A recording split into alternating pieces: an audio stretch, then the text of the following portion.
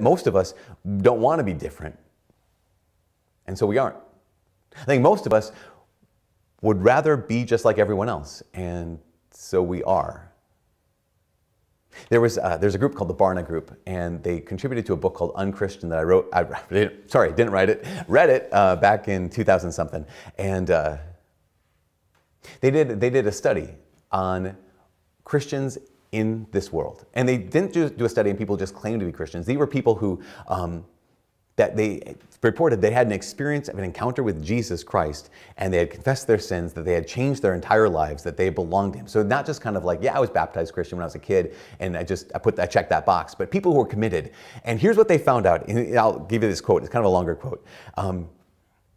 They found out that those people who claim Jesus fail to display much difference in attitude or behavior in evidence to a transformed life. Going on, he says, for instance, this is the main author, he said, for instance, based on a study released in 2007, we found that most of the lifestyle activities of born-again Christians, and just put Catholics in there too, because come on, it's not like, oh, those people over there, but all of us. Most of the lifestyle activities of born-again Christians were statistically equivalent to the activities of non-born-again people.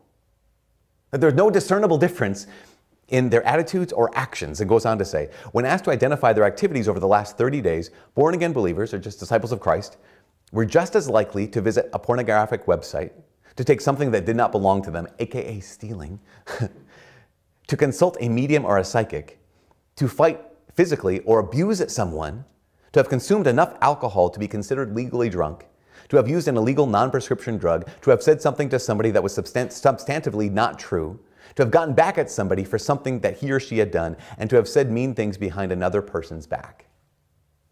They were just as likely.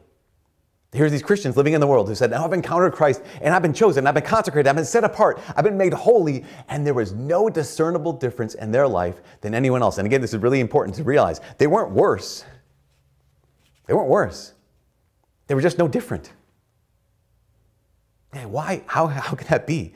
Because you and I are a people who have been chosen, wanted, and consecrated, set apart.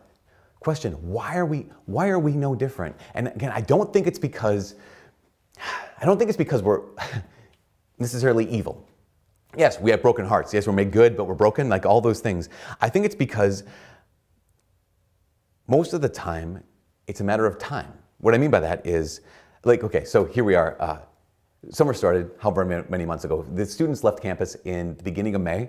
And so for the last, I guess, couple months, it's been, oh, when, summer rolls around. So well, here's June. We went through all of June. And at first it was the beginning of June. So we have so much summer left. And then last weekend was the 4th of July. And for us in northern Minnesota, at least for me in northern Minnesota, when 4th of July happens, it's like, oh, summer's over. And all of a sudden, all of the summer that I thought I had, all the time that I thought I had is just gone. And I think, oh shoot, I was banking on later. And this is the key. I was banking on later. And I think so many of us, yep, I'm chosen. I'm wanted by God. So, praise God. I'm consecrated, set apart. That's great. I just will do that later. I'm just going to live like that later. And I think that for so much of the time, later is an option for us. For so much of us, and it's actually a really attractive option. And then there are things that belong to later that don't belong to right now. That isn't the problem. The problem is, I think, when later becomes a way of life. And I think for too many of us, later has become a way of life.